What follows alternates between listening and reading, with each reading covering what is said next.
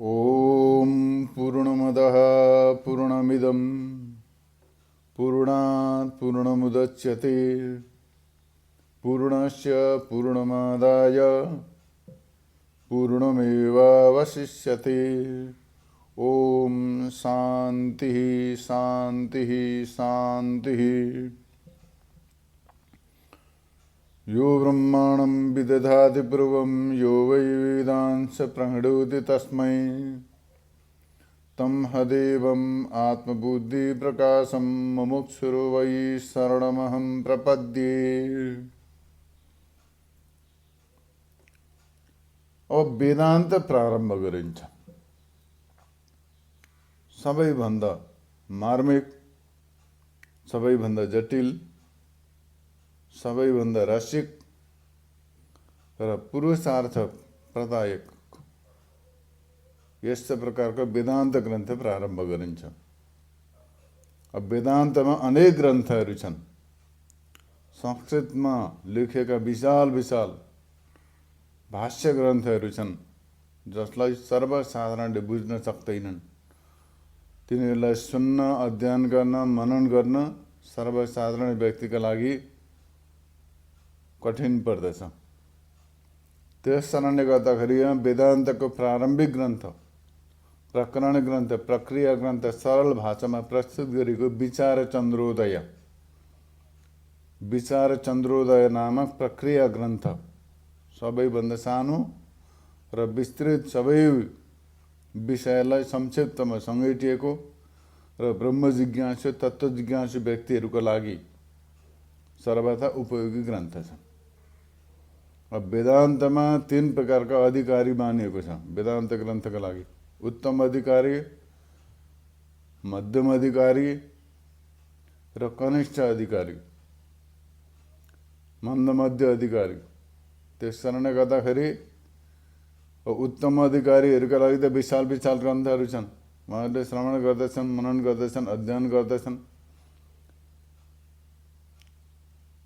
तर सर्वसाधारण व्यक्तिका लागि ती सबै ग्रन्थहरूको अध्ययन गर्ने, बुझ्ने र ती ग्रन्थहरूमाथि विचार मन्थन गर्ने शक्ति सामर्थ्य हुँदैन। त्यस कारणले गर्दाखेरि त्यो सर्वसाधारण व्यक्ति, मन्दाधिकारीहरूका लागि सर्वथा उपयोगी ग्रन्थ छ यो विचार चन्द्रोदय।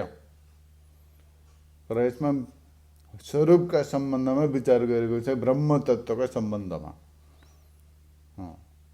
वेदान्तको मुख्य उद्देश्य नै के हो त भन्दा ब्रह्म तत्त्वको प्रतिपादन, ब्रह्म तत्त्वको प्रतिपादन हो वेदान्तको विषय। त्यस कारणले गर्दाखेरि वेदान्त ग्रन्थमा के गरेको छ त भन्दा ब्रह्म तत्त्वको विषयको प्रतिपादन गरेको छ, ब्रह्म तत्त्वको प्रतिपादन गरिएको छ। वेदमा तीनटा काण्ड छन्, कर्मकाण्ड, उपासना काण्ड र ज्ञान काण्ड।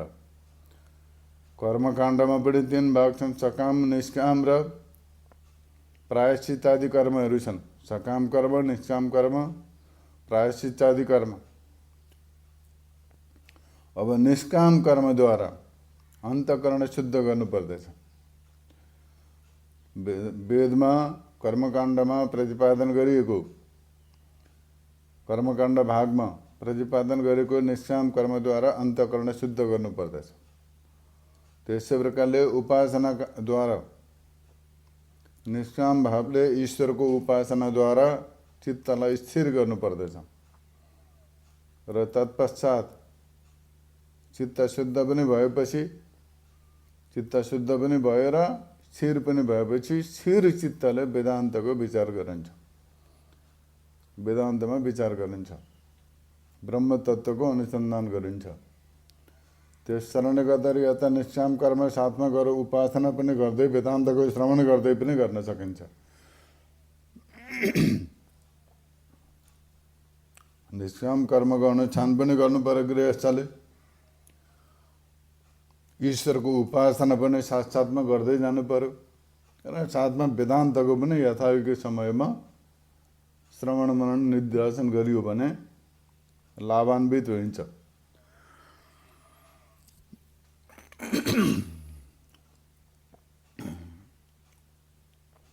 र यस्ता प्रकारले यहाँनिर अब वेदान्त भनेको वेदको शिरोभाग, वेदस्य अन्त वेदान्त, वेदको शिरोभाग, सम्पूर्ण ज्ञानको समूह वेद हो, सम्पूर्ण ज्ञान राशिको समूह वेद हो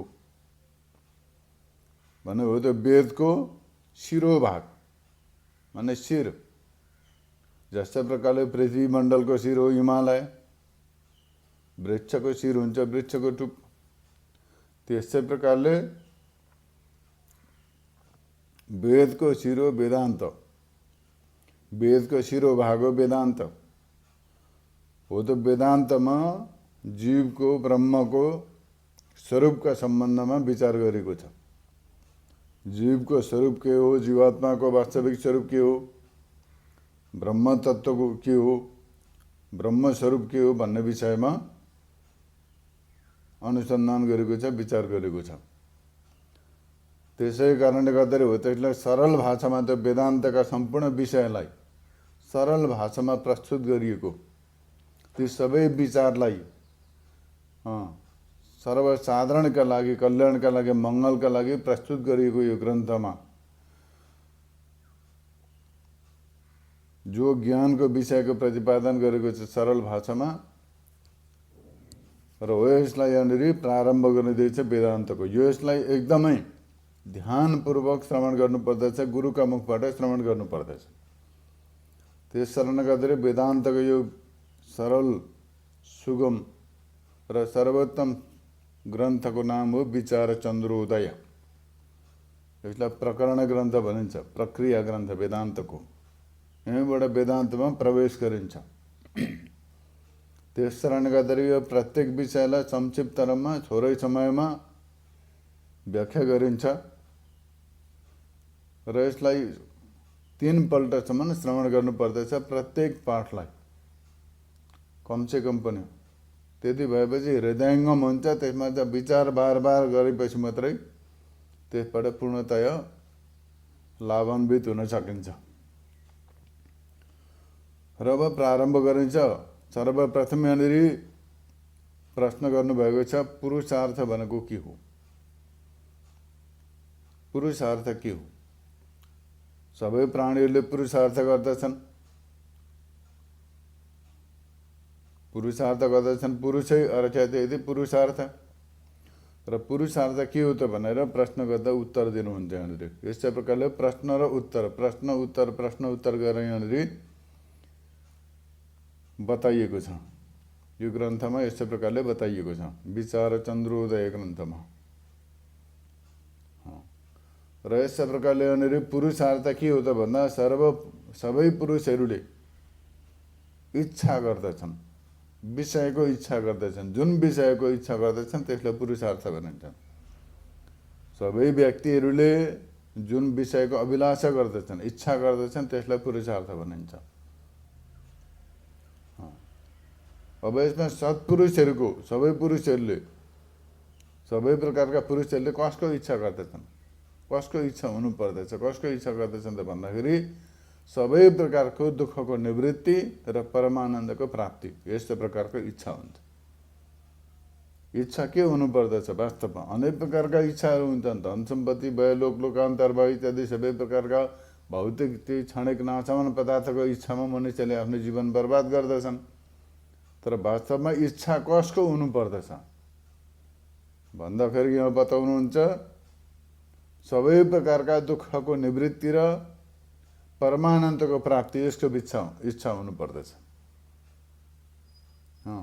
इच्छा कस्तो हुन्छ त भन्दाखेरि यस्तो हुनुपर्दछ, सबै प्रकारका दुःखको निवृत्ति, परमानन्दको प्राप्ति हो यो।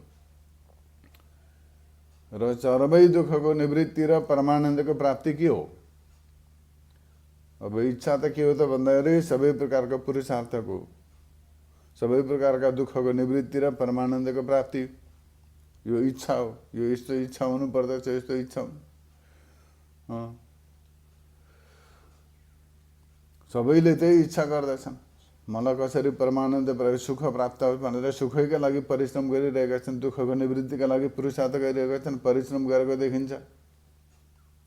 सबैले चाहिँ जीवनदेखि मरणसम्म जन्म जन्मान्तरदेखि केका लागि परिश्रम गर्दैछ त भन्दाखेरि सबै प्रकारका दुःखको निवृत्ति परमानन्दको प्राप्ति यसैका लागि गरिरहेका छन्।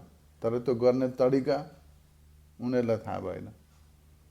किन त भन्दाखेरि त्यो जगतमा त्यस्तै प्रकारले कहिले पनि पुरुषार्थ सिद्ध हुँदैन। जागतिक यो भौतिक जगतमा भौतिक पदार्थहरूको लागि परिश्रम गरेर कहिले पनि मनुष्यलाई परमानन्दको प्राप्ति पनि हुँदैन, सबै प्रकारको दुःखको निवृत्ति पनि हुँदैन। त्यस कारणले गर्दाखेरि सुखाय कर्माणि करोति लोक, सुखका लागि परिश्रम गर्दैछन् मानिसले, तर प्राप्त हुन्छ दुःख। अन्तिममा गएर दुःख र धोका मात्रै प्राप्त हुन्छ मनुष्यलाई।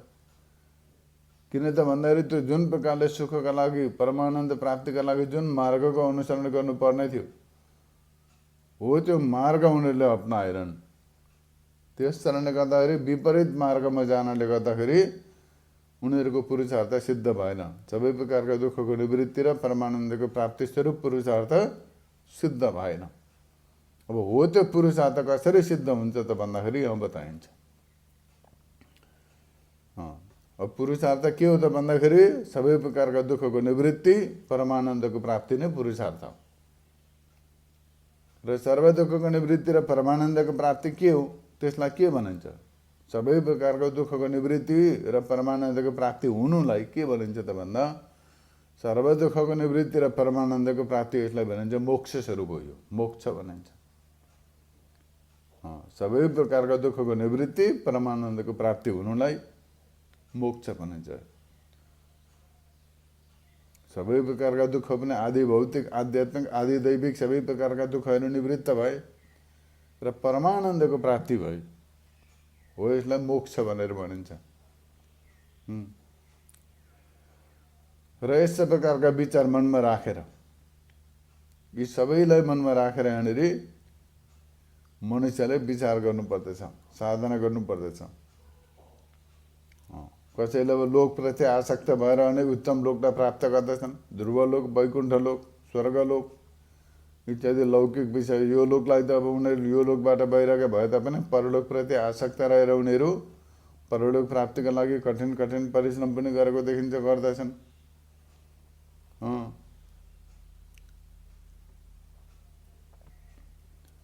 तर वास्तवमा यहाँ के छ त भन्दाखेरि यो जुन अपरोक्ष ज्ञान हुनुपर्दछ। यो वेदान्तको अध्ययन श्रवण मननद्वारा कुनै लोकको प्राप्ति हुँदैन, कुनै उत्तम लोक अधम लोकको कुरो यहाँनिर चर्चाको विषय होइन, विचारको विषय होइन। यहाँनिर अपरोक्ष ज्ञान दुई प्रकारका हुन्छन्, परोक्ष र अपरोक्ष यहाँ बताइँदैछ अहिले। त्यस कारणले अपरोक्ष ज्ञानका लागि यो विचार गरिन्छ। यहाँनिर यो विचार चन्द्रोदय ग्रन्थमा केका लागि विचार गरिन्छ अथवा वेदान्त ग्रन्थमा अपरोक्ष ज्ञानका लागि विचार गरिन्छ। अपरोक्ष ज्ञान माने स्वयं स्वरूपको ज्ञान, आफ्नो स्वरूपको ज्ञान। म के हुँ, को हुँ, कस्तो छु, के छु भन्ने खालको कुरो। यस्तो प्रकारको वास्तविक स्वरूपको ज्ञान नै अपरोक्ष ज्ञान हो। यस्तो प्रकारले निश्चय गर्नुपर्दछ।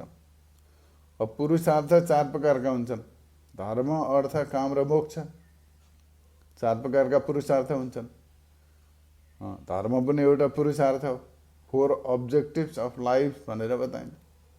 चार प्रकारका पुरुषार्थ छन्। एउटा छ धर्म, अर्को छ अर्थ धन सम्पत्ति, अर्को छ काम सांसारिक विषयको सेवन। त्यस्तै प्रकारले मोक्ष छ। यी चार प्रकारका पुरुषार्थ छन्। कोही धर्म गरिरहेका छन्। अब प्रायः जसो आजभोलि के छ भन्दा अर्थका लागि संलग्न छन् व्यक्तिहरू। अर्थमा धन सम्पत्ति एउटै पुरुषार्थमा उनीहरू तल्लीन छन्। कसै काममा मस्त छन्, काममा नै यदि काम गरेको काम होइन, विषयको सेवन। यस्तै प्रकारले अब यी चारैको नाम हो पुरुषार्थ। धर्म, अर्थ, काम र मोक्ष चारैवटालाई पुरुषार्थै भनिन्छ। तर पनि यी पहिलेका धर्म, अर्थ र काम तीनटा पुरुषार्थलाई चाहिँ गौण एकदम अमुख्य पुरुषार्थ, गौण पुरुषार्थ मानिन्छ। र मोक्ष वास्तविक पुरुषार्थ के हो त भन्दाखेरि मोक्ष। चार पुरुषार्थ मध्ये तीनटा गौण पुरुषार्थ हुन्। मोक्ष परम पुरुषार्थ हो, मुख्य पुरुषार्थ हो। त्यसरण गर्दै तीनटा पुरुषार्थलाई छोडेर मोक्षरूपी पुरुषार्थका लागि अग्रसर हुनुपर्दछ, संलग्न हुनुपर्दछ। सम्पूर्ण दुःखको निवृत्ति र परमानन्दको प्राप्ति स्वरूप मोक्ष जो हो, त्यसबाट मात्रै जीवन सार्थक हुन्छ, परिश्रम सार्थक हुन्छ, जन्म मृत्युका चक्रबाट मुक्त हुन सकिन्छ। नत्र न धर्म अर्थ कामबाट कुनै प्रकारले मनुष्यलाई परमानन्द अथवा सर्वथा दुःखको निवृत्ति हुन सक्दैन। परमानन्दको प्राप्ति पनि हुँदैन, दुःखको निवृत्ति पनि हुँदैन। त्यस कारणले गर्दाखेरि मोक्ष नै के हो त भन्दा सबै दुःखको निवृत्ति पनि हुन्छ, परमानन्दको प्राप्ति हुन्छ। हो, यसलाई मोक्ष भनिन्छ भनेर बताइयो। त्यस कारणले गर्दाखेरि धर्म अर्थ काम र मोक्ष मध्ये धर्म अर्थ कामहरूको अपेक्षा मोक्ष परम पुरुषार्थ हो। मोक्ष नै परम पुरुषार्थ हो। त्यस कारणले गर्दाखेरि अरू तीनटालाई गौण मानेर त्यो मुख्य पुरुषार्थलाई ग्रहण गर्नुपर्दछ, मोक्षरूपी पुरुषार्थलाई नै स्वीकार गर्नुपर्दछ। अब यो अज्ञान सहित जन्म मरण आदि दुःख छन् सबै। मनुष्य अज्ञानी छ, अज्ञानका कारणले गर्दाखेरि जन्म मरण आदिको दुःखमा परेको छ। भौतिक दैविक आध्यात्मिक तीन प्रकारका दुःखहरू भोगिरहेको छ निरन्तर। भौतिक दुःखहरू छन्, दैविक दुःखहरू छन्, आध्यात्मिक दुःखहरू छन्। यी सबै प्रकारका दुःखले गर्दा दुःखी छ व्यक्ति। यी सबै दुःखको कारण हो अज्ञान। त्यस कारणले गर्दाखेरि सबै दुःखै हुन्। त्यस कारणले गर्दाखेरि अब मिथ्यापन, अब यो सबै प्रकारका जति पनि छन् अज्ञान सहित जन्म मरण आदि जति दुःख छन्, भौतिक दैविक आध्यात्मिक इत्यादि सबै दुःखहरू यिनीहरूको सबैको बाध हुन्छ, निवृत्ति हुन्छ। यिनीहरूको मिथ्यापन नै निवृत्ति हुन्छ। कसरी निवृत्ति हुन्छ यिनीहरूको त भन्दाखेरि यिनीहरूलाई सत्य मानेर त्यसमा संलग्न भएकाले गर्दाखेरि दुःखी भएको। जब यिनीहरूलाई मिथ्या मानेर मिथ्या जानिसकेपछि दुःख पनि निवृत्त हुन्छ, बाध हुन्छन् सबै। त्यस कारणले गर्दाखेरि जस्तै प्रकारले बाटोमा जाँदा रज्जुमा सर्प देख्यो, दुःख भयो, भयो। तर जब रज्जुको ज्ञान भइसकेपछि त्यो सर्प बाध हुन्छ, त्यहाँनिर सर्प निवृत्त हुन्छ। सर्पभाव निवृत्त हुने बित्तिकै तत्सम्बन्धित दुःख पनि भए पनि समाप्त हुन्छ। अब यसै प्रकारले अगाडि बताइन्छ यहाँनिर परम प्रेमको विषय परमानन्द हो। परम प्रेमको विषय परमानन्द हो। परम प्रेम, सबैभन्दा बेसी प्रेम मनुष्यले आफ्ना स्वरूपसँग गर्दछन्। सबै प्राणीले पनि आफ्नै स्वरूपसँग प्रेम गर्दछन्। त्यस कारणले गर्दाखेरि मनुष्यले पनि विशेष गरी सबैभन्दा बेसी प्रेम आफूसँगै गर्दछ, आफ्नै स्वरूपसँग प्रेम गर्दछन्। त्यस कारणले गर्दाखेरि कुनै पनि घरमा महलमा बसेको छ, धेरै धन सम्पत्ति लिएर बसेको, सुन चाँदी इत्यादि लिएर बसेको छ, डायमन्ड लिएर बसेको, रुपियाँ पैसा भएर बसेर त्यो बिचमा बसेर उसले त्यसको आनन्द लिँदै गरेको बेलामा भुइँचालो आयो, गडगडाहटको आवाज आएपछि त्यो सबलाई परित्याग गरेर आफूलाई सुरक्षित राख्छ सर्वप्रथम। कुनै पनि महलमा आगो लाग्यो, भित्र नानी सुतेको छ, बाहिरबाट थाहा भयो भने बाहिर बसेर बचाओ बचाओ भनेर कराउँछन्, तर भित्र प्रवेश गरेर त्यो अग्निमा आफूलाई ज्यानमा जोखिममा लगाउने क्षमता हुँदैन। किन त भन्दा भय हुन्छ काहीँ म समाप्त नहुँ। आफूलाई सुरक्षित राखेर मात्रै अर्कालाई सुरक्षित राख्न चाहन्छ व्यक्तिले, आफूलाई मेटाएर होइन। किन त भन्दा आफूसँग अधिक प्रेम गर्दछ, अरूसँग प्रेम गर्छ, तर अब आफूसँग परम प्रेम गरेर मात्रै अरूसँग प्रेम गर्दछ। त्यस कारणले गर्दाखेरि परम प्रेमको विषय के हो त भन्दा आत्मा, आनन्द स्वरूप आत्मा। त्यस कारणले गर्दाखेरि यहाँ बताउनुहुन्छ जस्तो प्रकारले आफ्नै स्वरूप, आफ्ना स्वरूपको विस्मृति भएको छ व्यक्तिलाई। यहाँनिर बताउनुहुन्छ कुनै व्यक्तिले घाँटीमा कण्ठहार लगाएको छ, हार लगाएको छ, कण्ठहार, तर अचानक उसलाई विस्मृति भयो घाँटीमा मेरो कण्ठहार पनि छ भन्ने कुरो उसलाई थाहा भएन। त्यहाँबाट उसलाई त्यस्तै प्रकारको भ्रम भयो, विस्मृति भएकाले खोज्दछ, चारैतिर खोज्दछ, इत्यादि सबैतिर खोज्दछ, सब परिवार लगाएर खोज्दछ कि मेरो कण्ठहार हरायो। तर कुनै महापुरुषले, कुनै सज्जन व्यक्तिले तिमीले जुन खोज्दैछौ त्यो तिम्रो घाँटीमा छ भनेर जानेपछि, त्यसो भन्दैपछि उनले यसो छान्दाखेरि ओहो आफ्नै घाँटीमा थियो, खोजेर खोज्दा खोज्दै हैरान भइयो, व्यर्थमा परिश्रम गरियो भनेर यस प्रकारले त्यो अरू परिश्रमबाट निवृत्त हुन्छ र आफ्नो जो हारलाई प्राप्त गर्दछ त्यसको अनुभव गर्दछ त्यहाँ आफूसँग भएको। त्यसै मनुष्य स्वयं सच्चित आनन्द स्वरूप ब्रह्मस्वरूप भएर पनि त्यो ब्रह्मस्वरूपलाई बिर्सेर विषयतिर सुखको अभिलाषा गर्दैछ, विषयप्रति लागिरहेछ, विषयबाट सुखको अनुसन्धान गर्दछ। वेदान्त ग्रन्थको श्रवण गरेर पछि के हुन्छ त आफ्नो ब्रह्मस्वरूपको अनुभूति हुन्छ, अपरोक्ष ज्ञान हुन्छ। ज्ञान भएपछि बाहिरतिर सुखको अन्वेषण गर्नै पर्दैन, आफू स्वयं सुख स्वरूप हो। जस्तो प्रकारले कण्ठहार कहीँ खोज्नु परेको थिएन, आफ्नै घाँटीमा थियो, त्यसलाई प्राप्त भएको भनिँदैन, जस भ्रमको निवृत्ति भयो। तर उसलाई लाग्छ मैले हराएको कण्ठहार भेटेँ भने जस्तो प्रतीत हुन्छ, त्यसो प्रतीत हुन्छ, तर वास्तवमा त्यो एउटा प्रतीति मात्रै हो। किनकि त्यो हराएकै थिएन, के भेट्यो, हराएको भए पो भेट्नु। त्यस कारणले गर्दाखेरि हराएकै थिएन, त्यो यथावत कहिले जहाँ छेउ त्यहीँ छेउ, आफ्नो कण्ठहार घाँटीमै छेउ, गलामै छेउ, तर विस्मृतिका कारणले गर्दाखेरि खोज्दै थियो। अब जब स्मरण भयो, स्मृति भयो, तब दुःख परिश्रम सबै व्यर्थ भयो, त्यसबाट निवृत्त भयो। त्यस कारणले गर्दाखेरि ब्रह्मस्वरूप पनि त्यो आत्मस्वरूपको पनि अनुभूति नभएकाले गर्दाखेरि, वास्तविक अनुभूति नभएको कारणले गर्दाखेरि मनुष्य बाहिरतिर भड्किन्छ, अन्यत्र दौडिन्छ, सुख शान्ति आनन्दका लागि दौडिन्छ। तर वास्तवमा ऊ स्वयं सच्चित आनन्द स्वरूप हो, ब्रह्मस्वरूप हो। यस्तो प्रकारले आफ्नो स्वरूपको साक्षात्कार गराउनु, अपरोक्ष अनुभूति गराउनु नै वेदान्तको प्रयोजन हो। ब्रह्म साक्षात्कार नै वेदान्तको प्रयोजन, ब्रह्मको प्रतिपादन नै विषय हो वेदान्तको। मुमुक्षु अधिकारी हो, प्रतिपाद्य प्रतिपादक भाव सम्बन्ध छ।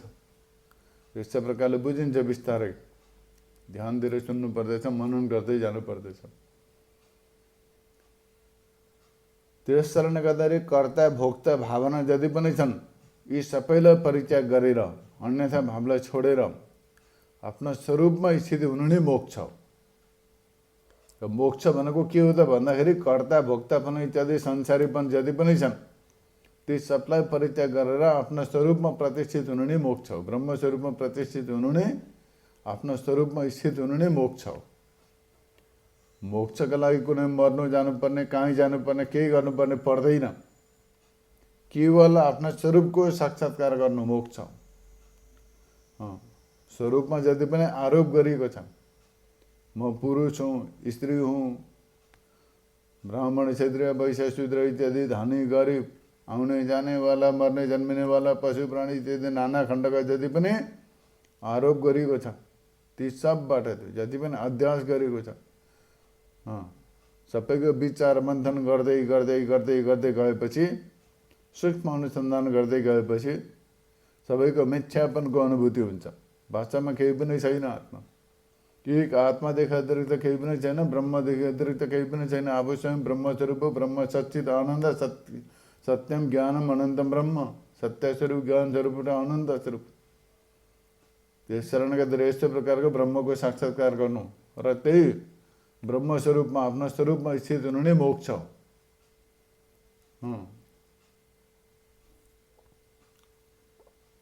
त्यस कारणले गर्दाखेरि कति प्रकारले स्वर्गलोक, ब्रह्मलोक इत्यादि कतिले त्यहाँनिर लोकमा गमन गरेर मुक्त हुन्छ, सुख हुन्छ भन्ने परिकल्पना गर्दछन्, तर होइन, ती लोकहरू पनि मिथ्या हुन्। वास्तवमा एक ब्रह्म तत्त्वदेखि लिएर ब्रह्म तत्त्वदेखि अतिरिक्त सबै मिथ्या हो। देश काल वस्तु यी सबै जति पनि छन् ती सबै एक ब्रह्मस्वरूपमा अध्यस्त छन्। त्यस कारणले गर्दा जस्ता प्रकारले ठुटामा भूतको प्रतीति अध्यास, छोटामा बहुत अध्यास छ, त्यसमा प्रतीति हुँदैछ मिथ्या प्रतीति। त्यसै प्रकारले रज्जुमा सर्प, त्यसै प्रकारले एकै ब्रह्म तत्त्वमा सारा विश्व ब्रह्माण्ड त्यसमा अध्यक्ष छ। र ब्रह्मस्वरूपको साक्षात्कार भइसकेपछि त्यसमा स्थिति मोक्ष हुन्छ। तर ब्रह्मस्वरूपको साक्षात्कार नगरेर अन्यत्र चाहिँ लोकान्तरतिरको गमन आवागमनलाई मुक्ति मानिँदैन हो त। त्यस शरण गदरी भनेर बताइँदैछ। मोक्ष केलाई भनिन्छ त भन्दा मोक्ष ब्रह्म ज्ञानबाटै हुन्छ। मोक्ष केलाई भनिन्छ त भन्दा सर्वथा दुःखको निवृत्ति नै के हो त भन्दा मोक्ष, ब्रह्मानन्दको प्राप्ति नै मोक्ष हो भनेर बताइयो। त्यो मोक्ष कसरी हुन्छ? मोक्ष के हो त भन्दा सबै प्रकारका दुःखको निवृत्ति र परमानन्दको प्राप्ति मोक्ष हो। त्यो मोक्ष कसरी हुन्छ त भन्दाखेरि मोक्ष ब्रह्मज्ञानबाट हुन्छ। ब्रह्मज्ञानदेखि अतिरिक्त अन्य उत्रबाट मोक्ष हुँदैन। नान्य पन्थ विद्यते अनाय। ब्रह्मज्ञानदेखि अतिरिक्त अन्य केहीबाट पनि मोक्ष प्राप्ति हुँदैन, सम्भव छैन त्यो। यतै ज्ञान न मुक्ति, ज्ञान बिना मुक्ति हुँदैन। ब्रह्मज्ञानदेखि अतिरिक्त उपायबाट मोक्ष प्राप्ति हुँदैन। त्यस कारणले गर्दाखेरि यहाँ बताइँदैछ ब्रह्मज्ञान के हो, ब्रह्मज्ञान भनेको के हो भनेर बताउनु। ब्रह्मज्ञान भनेको ब्रह्मस्वरूपको यथार्थ जान्नु, ब्रह्मस्वरूपलाई यथार्थ जान्नु। ब्रह्मज्ञान भनेको के हो त भन्दा ब्रह्मस्वरूपलाई यथार्थ रूपले जान्नु, यथावत रूपले जान्नु ब्रह्मज्ञान हो। जस्तो प्रकारले कुनै विषयलाई यथार्थ रूपले जान्नु के हो, विषयको ज्ञान हुन्छ। त्यसै प्रकारले विषय ज्ञानका लागि मनुष्यले कति अनुसन्धान गर्दछन्, पिएचडी गर्दछन्, जीवनभरि परिश्रम गर्दछन्, अनुसन्धानमा लागिरहन्छन् विषयको ज्ञानका लागि। तर त्यसबाट केही पनि अन्तिममा गएर हात लाग्नेवाला छैन। जो प्राप्त हुन्छ सो पनि मिथ्या हो। संसारप्रति परिश्रम गर्दछ मनुष्यले पुरा ऊर्जा इनर्जी लगाएर, तर हो त्यसबाट जे प्राप्त हुन्छ त्यो पनि अनित्य हुन्छ, असत्य हुन्छ। त्यति परिश्रम गरेर पुरा ऊर्जा लगाएर पुरा जीवन लगाएर प्राप्त गरेछ र अन्तिममा गएर त्यो पनि नाशवान हो। जे प्राप्त हुन्छ त्यो नष्ट हुन्छ, अनित्य हुन्छ, असत्य हो सबै। त्यस कारणले गर्दाखेरि ब्रह्मज्ञान भनेको के हो त भन्दाखेरि ब्रह्मस्वरूपको यथार्थ जान्नु, ब्रह्मस्वरूपलाई यथार्थ रूपले जान्नु नै ब्रह्मज्ञान हो। यद्गत्वा ननिवर्तन्ते, जसलाई प्राप्त गरेपछि फेरि त्यसबाट फर्केर आउँदैन, त्यसबाट नाम रूपप्रति आसक्त हुँदैन। त्यसलाई जानिसकेपछि सबैलाई जानिन्छ। ब्रह्मविद ब्रह्मैव भवति, ब्रह्मस्वरूपलाई जानिसकेपछि ब्रह्मस्वरूप नै हुन्छ। त्यस कारणले गर्दाखेरि यहाँ बताइएको छ ब्रह्मस्वरूपलाई यथार्थ जान्नु नै ब्रह्मज्ञान हो। ब्रह्मस्वरूपलाई यथार्थ रूपले जान्नु ब्रह्मज्ञान हो। र यो ब्रह्मज्ञान नै जीवनको उद्देश्य, लक्ष्य हो। ब्रह्मज्ञान प्राप्त गर्नको लागि नै परिश्रम गर्नु पर्दछ। जागतिक क्षणिक र मिथ्या पदार्थका लागि जति नै परिश्रम गरे तापनि अन्तिममा गएर दुःख। र जो जागतिक प्रपञ्च भौतिक वस्तुलाई प्राप्त गर्न जति ऊर्जा, जति इनर्जी, जति समय, परिश्रम इत्यादि सारा जीवन खर्च गर्दछ, त्यसमा संलग्न गराउँदछ, त्यसै गरी त्यो पनि त्यति ऊर्जा पनि पर्दैन। ब्रह्मस्वरूपको अनुसन्धानतिर लगाइयो भने परम पुरुषार्थ सिद्ध हुन्छ। त्यस कारणले गर्दाखेरि ब्रह्मज्ञान भनेको त ब्रह्मस्वरूपको यथार्थ ज्ञान नै ब्रह्मज्ञान हो। ब्रह्मस्वरूपलाई यथार्थ जान्नु, यसप्रति मनुष्य संलग्न भएको राम्रो। ब्रह्मज्ञान कति प्रकारका हुन्छन् अब यहाँ बताउँदै हुनुहुन्छ। ब्रह्मज्ञान कति प्रकारका हुन्छन्?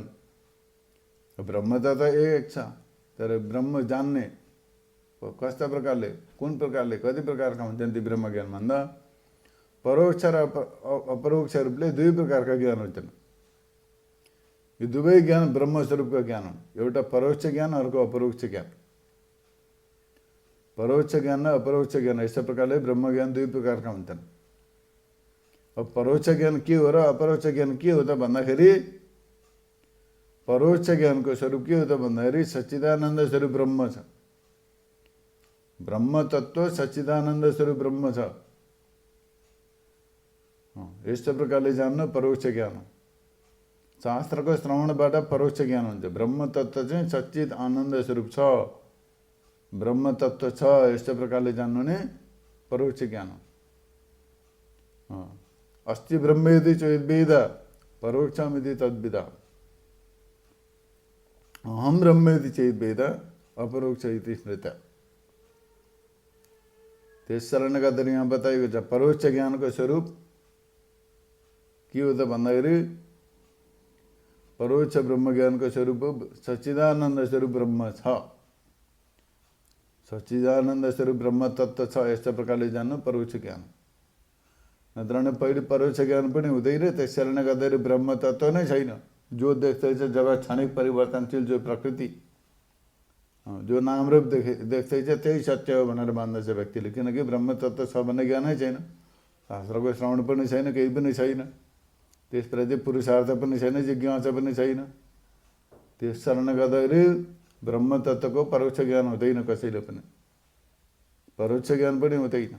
ब्रह्म तत्व छ, ब्रह्म तत्व सच्चिदानन्द स्वरूप छ, ब्रह्म छ यस्तो प्रकारको ज्ञान पनि हुँदैन। अनुभव हुनु त परै जाओ। त्यस कारणले गर्दाखेरि यस्तो प्रकारले शास्त्रको श्रवण गरेर महापुरुषहरूको सान्निध्यबाट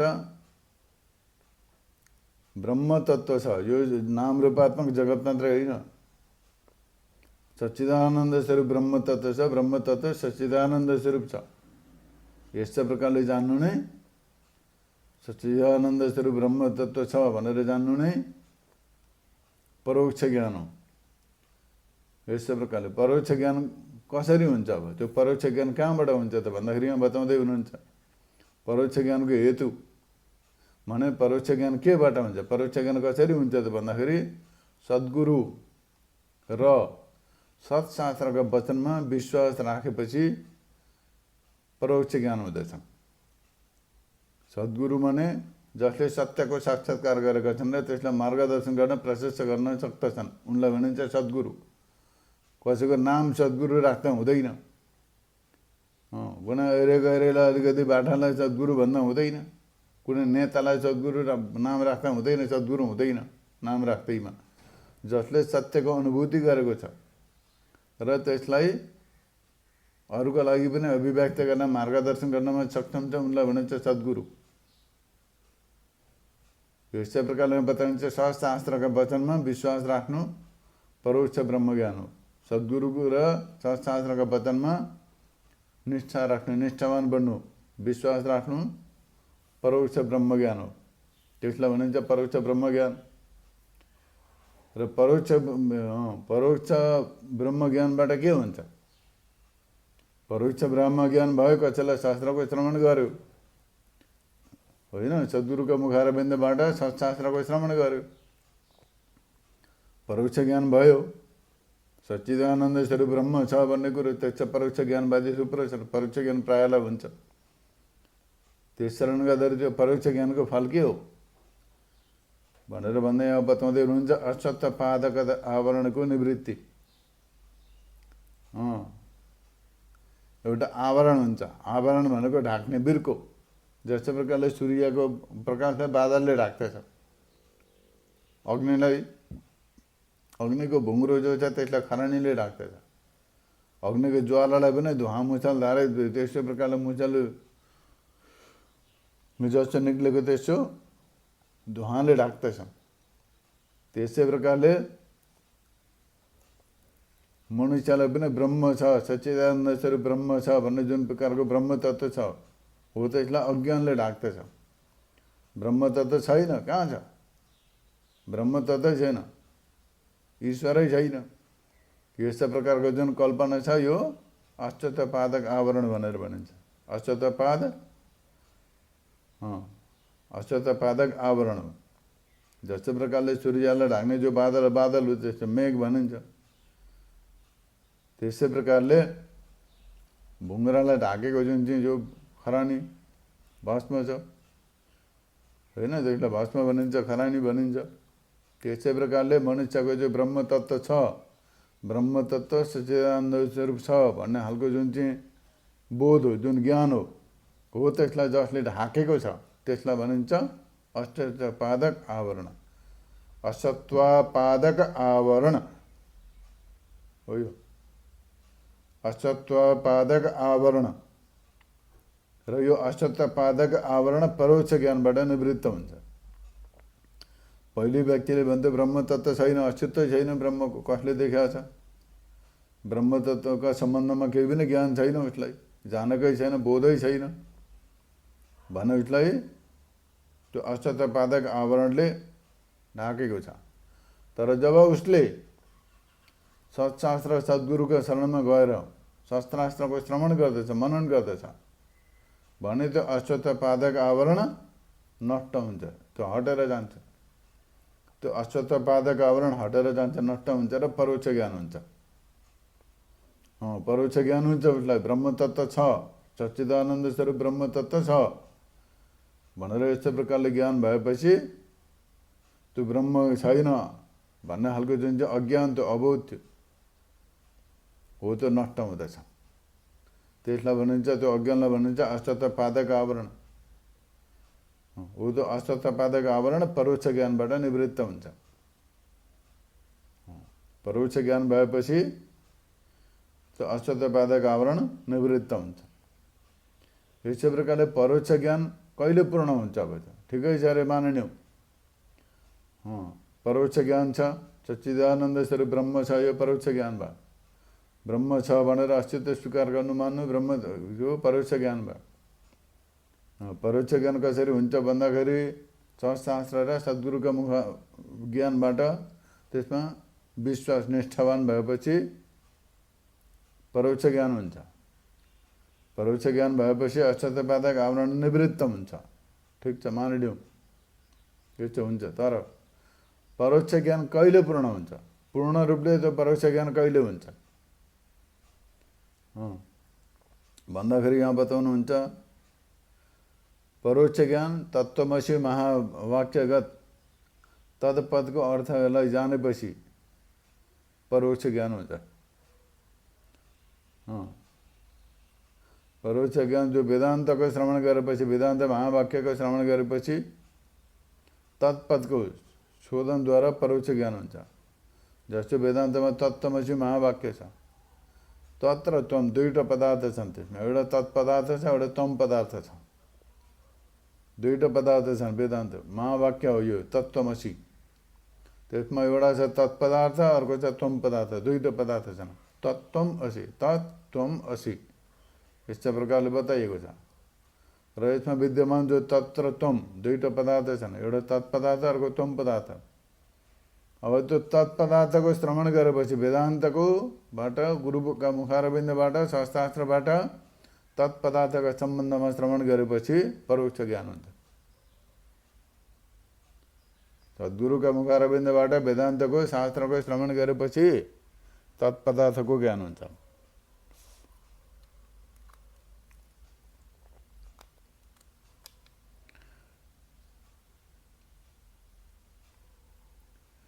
त्यति बेला यो ब्रह्म छैन, ब्रह्म तत्त्व छैन भन्ने खालको जुन चाहिँ त्यस्तो प्रकारको आवरण नष्ट हुँदछ। तत्पदार्थको ज्ञान भइसक्दा तत्त्वमसि वेदान्तको श्रवण गर्दै गएर तत्त्वमसि महावाक्य अन्तर्गत सम्पूर्ण वेदान्तको श्रुति, युक्ति र अनुभवद्वारा मन्थन गरेपछि तत्पदार्थको बोध हुन्छ। त्यति बेला तत्पदार्थको शोधन, तत्पदार्थको सम्बन्धमा श्रवण मनन गरेपछि असत्त्वपादक आवरण नष्ट हुँदछ।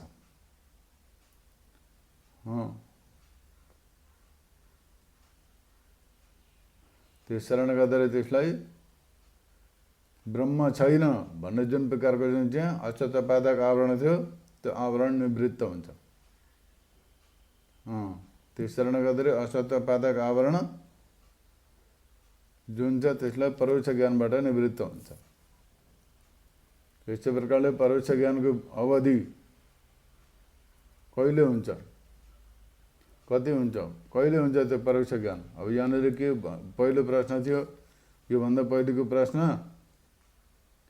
यहाँनिर परोक्ष ज्ञानको फल बताइयो। परोक्ष ज्ञानको कहिले पूर्ण हुन्छ त भन्दा जहिले तत्पदार्थको शोधन हुन्छ। तत्त्वमसि अन्तर्गत वाक्य, महावाक्य अन्तर्गत जब तत्र त्वम दुईवटा पदार्थ छन् त्यसमा तत्पदार्थको शोधन भइसकेपछि के हुन्छ त भन्दाखेरि परोक्ष ज्ञान पूर्ण हुँदछ। जब पूर्ण रूपले तत्पदार्थका सम्बन्धमा एकदम दृढ निश्चय हुन्छ त्यति बेला परोक्ष ज्ञान पूर्ण हुँदछ। अब कहिलेसम्म हुन्छ यो त भनेर भन्दा परोक्ष ज्ञानको अवधि जहिलेसम्म दृढ बोध हुँदैन ब्रह्मको अस्तित्व, ब्रह्म तत्त्वको अस्तित्वका सम्बन्धमा, ब्रह्म तत्त्वको विद्यमानताका सम्बन्धमा पूर्णतया बोध नहुन्जेलसम्म परोक्ष ज्ञान पनि पूर्ण रूपले हुँदैन। तर जब वेदान्तको श्रवण शास्त्रार्थ सद्गुरुका मुखारविन्दबाट श्रुत उपदेश, जुन उपदेश श्रवण गरिन्छ हो त्यो उपदेशबाट तत्त्वमसि महावाक्य अन्तर्गत विद्यमान जो तत्पदार्थको श्रवण, तत्पदार्थ माने ईश्वर तत्त्व, ब्रह्म तत्त्व हो, त्यसप्रति दृढ निश्चय, त्यसको अस्तित्वका सम्बन्धमा दृढ निश्चय हुन्छ, त्यति बेला परोक्ष ज्ञान पनि पूर्ण हुन्छ। र परोक्ष ज्ञान ब्रह्मणस्य गुरु र वेदान्त शास्त्रको अनुसार ब्रह्मस्वरूपको निर्धारण पूर्ण हुँदछ त्यति बेला। परोक्ष ज्ञान भएपछि ब्रह्मणस्य गुरु र वेदान्तका शास्त्रको अनुसार ब्रह्मस्वरूपको निर्धारण गरेपछि त्यो परोक्ष ज्ञान पूर्ण हुँदछ, माने पूर्ण निष्ठा हुन्छ। सद्गुरुका मुखारविन्दबाट वेदान्तको श्रवण मनन जब निष्ठापूर्वक गरिन्छ, निरन्तर गरिन्छ, गर्दै गर्दै गएपछि निष्ठापूर्वक, श्रद्धापूर्वक, भक्तिपूर्वक गरेपछि पूर्ण आफूलाई निर्णय हुन्छ, दृढ निश्चय हुन्छ, दृढ निश्चय, एकदम दृढ निश्चय हुन्छ, एकदमै फुल डिटर्मिनेसन, एकदमै धारणा हुन्छ, पक्का अवधारणा पक्का हुन्छ। ब्रह्म तत्त्वको अस्तित्वको सम्बन्धमा, सच्चिदानन्द स्वरूप ब्रह्म तत्त्वको अस्तित्वको सम्बन्धमा दृढ निश्चय हुन्छ, दृढ बोध हुन्छ, त्यति बेला परोक्ष ज्ञान पूर्ण हुँदछ। अब यस्तै प्रकारले अपरोक्ष ज्ञान, अपरोक्ष ज्ञान के हो भन्दाखेरि सच्चिदानन्द स्वरूप ब्रह्ममय हुँ भने यस्तै प्रकारले जान्नु अपरोक्ष ज्ञान। त्यस कारणले गर्दा परोक्ष र अपरोक्ष ज्ञानमा ब्रह्म सच्चिदानन्द स्वरूप ब्रह्म छ भनेर यस्तो प्रकारले दृढ बोध हुनु परोक्ष ज्ञान हो। अब अहम ब्रह्मास्मि, म सच्चिदानन्द स्वरूप ब्रह्म हुँ, म पनि सच्चिदानन्द स्वरूप ब्रह्म हुँ भनेर दृढ बोध हुनु अपरोक्ष ज्ञान हो। म स्वयं पनि सच्चिदानन्द स्वरूप ब्रह्म हुँ, म शरीर, इन्द्रिय, मन, बुद्धि, कार्यकारण संघात होइन, अपितु सच्चिदानन्द स्वरूप ब्रह्म हो, पूर्ण ब्रह्म हो। यस्तो प्रकारले अनुभव हुनु, साक्षात्कार हुनु, पूर्णतया दृढ बोध हुनु अपरोक्ष ज्ञान हो। अब यो अपरोक्ष ज्ञान कसरी हुन्छ भनेर यहाँ प्रश्न, 12औं प्रश्न, अपरोक्ष ज्ञान कसरी हुन्छ, कहाँबाट हुन्छ भन्दा गुरुका मुखारविन्दबाट तत्त्वमसि आदि महावाक्यका श्रवणद्वारा अपरोक्ष ज्ञान हुन्छ। गुरुका मुखारविन्दबाट वेदान्तमा निहित तत्त्वमसि आदि महावाक्यहरूको श्रवण गरेपछि श्रवण मनन निधि ध्यानबाट अपरोक्ष ज्ञान हुन्छ। केवल श्रवण मात्र होइन, श्रवण भन्नाले सुन्नु मात्र होइन, निश्चय हुनु पर्यो आत्मा ब्रह्मस्वरूप हो र ब्रह्म नै आत्मा हो। आत्मा ब्रह्मस्वरूप हो, ब्रह्म नै आत्माको रूपमा विद्यमान छ, यस्ता प्रकारले दृढ निश्चय हुनुपर्छ। आत्मा ब्रह्मस्वरूप हो र ब्रह्म नै आत्माको रूपमा विद्यमान छ, ब्रह्म नै आत्माको रूपमा विद्यमान छ, त्यस कारणले गर्दाखेरि आत्मा ब्रह्मस्वरूप हो। नत्र भने भेद बुद्धि छ नि त, ब्रह्म तत्त्व फाल्टै हो, म फाल्टै हुँ भने यस्तो प्रकारको भेद बुद्धि नष्ट हुन्छ त्यहाँ। त्यस कारणले गर्दाखेरि समुद्र नै लहरका रूपमा प्रतीत भइरहेको छ। समुद्र के छ, लहरका रूपमा के छ, वेवका रूपमा, तरङ्गका रूपमा समुद्र नै हो। त्यसै प्रकारले आत्माको रूप, आत्मा पनि ब्रह्मस्वरूप हो, ब्रह्म नै आत्माको रूपमा प्रतिष्ठित छ। तदेव अनुप्राविशत्, तत्सृष्ट्वा तदेव अनुप्राविशत्, जीवेन आत्मरूपेण उपनिषदमा आउँदैछ।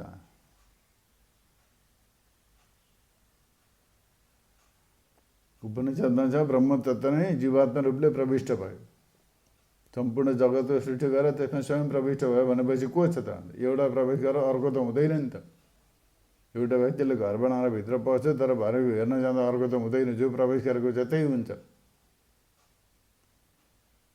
त्यस्तै प्रकारले ब्रह्म परम परमात्माले पनि सम्पूर्ण जगतको सृष्टि संरचना गरेर स्वयं प्रविष्ट हो। तत्सृष्ट तदेव अनप्राविशत्, सृष्टि गरेर स्वयं प्रविष्ट भएको हुनाले गर्दाखेरि ब्रह्म नै आत्मरूपले विद्यमान छ। त्यस कारणले गर्दाखेरि वेदान्तको श्रवण मनन निध्यासनद्वारा अहम ब्रह्मास्मि ब्रह्मस्वरूप हुँ भनेर अनुभूति गर्नु, आफूलाई ब्रह्मस्वरूप अनुभूति गर्नु नै अपरोक्ष ज्ञान हो। यस्तै प्रकारले बताएको छ। अपरोक्ष ज्ञान कसलाई भनिन्छ त भन्दाखेरि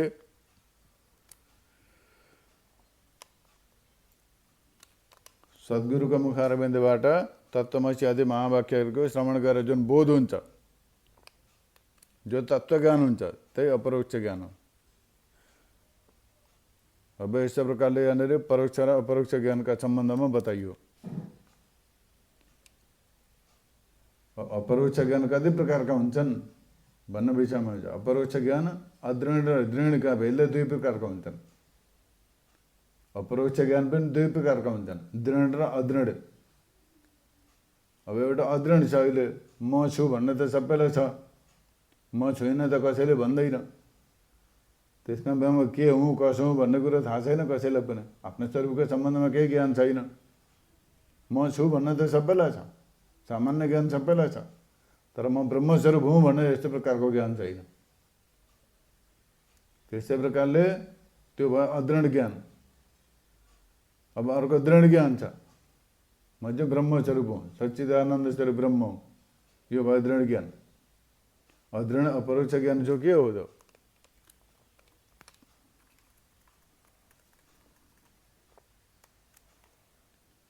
अदृढ अपरोक्ष ज्ञान के हो त भन्दाखेरि असम्भावना र विपरीत भावना, यी दुई प्रकारका छन्। फेरि ब्रह्मात्माको एकताको निश्चय हुनुपर्दछ, सो अपरोक्ष ज्ञान हो। अदृढ ज्ञान भनिन्छ, अदृढ अपरोक्ष ज्ञान हो।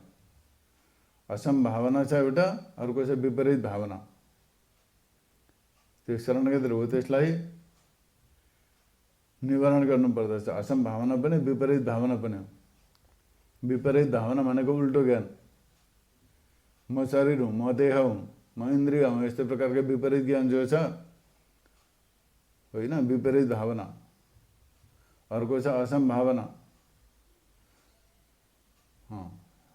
ब्रह्म आत्माको एकताको निश्चय हुनुपर्दछ, दुवैको निवारण गरेर असम्भावना पनि विपरीत भावना पनि निवृत्त हुन्छ अपरोक्ष ज्ञान भइसकेपछि। सो अदृढ अपरोक्ष ज्ञान हो। यहाँ अदृढ अपरोक्ष ज्ञान के छ त भन्दाखेरि असम्भावना र विपरीत भावना सहित जो ब्रह्मात्माको एकताको निश्चय हुन्छ त्यसलाई भनिन्छ अदृढ अपरोक्ष ज्ञान। मानव जसलाई असम्भावना पनि पूर्ण निवृत्ति भएको छैन, विपरीत भावना पनि पूर्ण निवृत्ति भएको छैन, तर ब्रह्म आत्माको एकताको अल्प ज्ञान छ, हो त्यसलाई भनिन्छ अदृढ अपरोक्ष ज्ञान। अब यो अदृढ अपरोक्ष ज्ञानको हेतु के हो भनेर भन्दाखेरि मल विक्षेप दोषका कारणले गर्दाखेरि श्रुति सम्बन्धित नाना ज्ञान, यस्तै प्रकारले बताइएको छ। र यो विषयलाई अब अहिले यो अग्रिम विषयमा व्याख्या गरिन्छ। जस्ट अहिले यहाँनिर विषयको उत्थापन मात्रै गरियो। अब विशेष गरेर आजको विषय छ परोक्ष ज्ञान। परोक्ष ज्ञान कच्चा प्रकारले हुन्छ भन्ने कुरो बताइयो, त्यसमा अपरोक्ष ज्ञान पनि के हो त भन्ने विषयमा यहाँ बताइयो। अब यहाँनिर अग्रिम विषय छ 14औं प्रश्नसम्म यहाँनिर गरियो। दृढ अपरोक्ष ज्ञान भनेको दृढ र अदृढ दुई प्रकारका हुन्छन् भनेर यहाँ 13औं प्रश्नमा गरियो।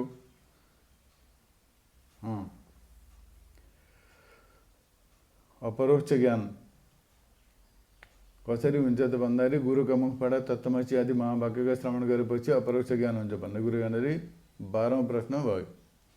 13औं प्रश्नमा अपरोक्ष ज्ञान कति प्रकारका हुन्छन् भन्दा दुई प्रकारका हुन्छन्। अपरोक्ष ज्ञान दृढ र अदृढ दुई प्रकारका हुन्छन्। 14औं प्रश्न छ अदृढ अपरोक्ष ज्ञान ब्रह्म ज्ञान के हो भन्ने यहाँनिर सोधिएको छ। त्यसमा चाहिँ दृढ अदृढ अपरोक्ष ज्ञानको स्वरूप हो असम्भावना र विपरीत भावना सहित जुन ब्रह्मात्माको एकताको निश्चय छ त्यसलाई भनिन्छ अदृढ अपरोक्ष ज्ञान। यस्तै प्रकारले 14औं प्रश्नसम्म विचार गरियो। अब यही 14औं प्रश्नलाई स्पष्ट गर्दै भोलि फेरि अगाडि बढाइन्छ यसबाट। र आजलाई यसैमा यतिमै राखिन्छ। हरि ओम पूर्णमदः पूर्णमिदं पूर्णात् पूर्णमुदच्यते पूर्णस्य पूर्णमादाय पूर्णमेवावशिष्यते। ओम शान्तिः शान्तिः शान्तिः।